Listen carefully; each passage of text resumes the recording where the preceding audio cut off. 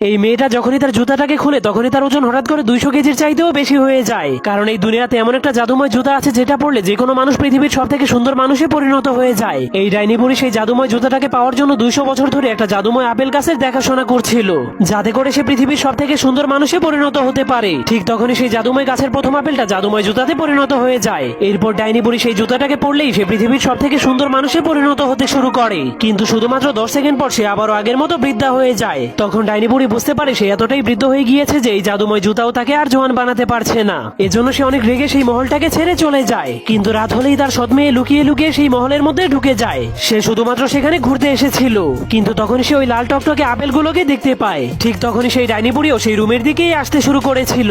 যখনই ডাইনি বুড়ি সেই দরজাটাকে খুলে তখনই পুরো রুমটাই আলোকিত হয়ে যায়। এরপর ডাইনি বুড়ি দেখতে পায় তার সৎ মেয়ে পৃথিবীর সব থেকে সুন্দর মানুষে পরিণত হয়ে গিয়েছে, কারণ সে ওই জাদুময় জুতোগুলো পরে ফেলেছিল।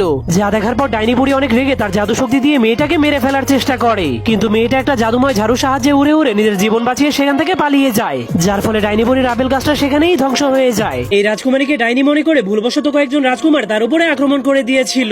এজন্য সে অনেক রেগে তাদের সবাইকে শাস্তি দেওয়ার জন্য অভিশাপ দিয়ে বামন বানিয়ে দেয়, যার কারণে এই অভিশাপ থেকে বাঁচার জন্য তাদের কাছে শুধুমাত্র একটাই উপায় ছিল, আর সেটা হলো দুনিয়ার সব থেকে সুন্দরী রাজকুমারীকে কিস করা। এরপর সেই বামনগুলো যখন তাদের বাড়িতে ফিরে আসে তখন তারা দেখতে পায় তাদের গাছের সাথে একটা ডাইনি বুড়ির জাদুময় ঝাড়ু আটকে আছে। যা দেখার পর বামনগুলো সন্দেহ করতে শুরু করে তাদের ঘরের মধ্যে ডাইনি বুড়ি এসেছে। কিন্তু যখনই তারা ঘরের মধ্যে ঢুকে তখনই তারা ঘরের মধ্যে দুনিয়ার সব থেকে সুন্দরী রাজকুমারীকে দেখতে পায়। যা দেখার পর তারা বুঝতে পারে এই সুন্দরী রাজকুমারীকে কিস করতে পারলেই তাদের অভিশাপ দূর হয়ে যাবে।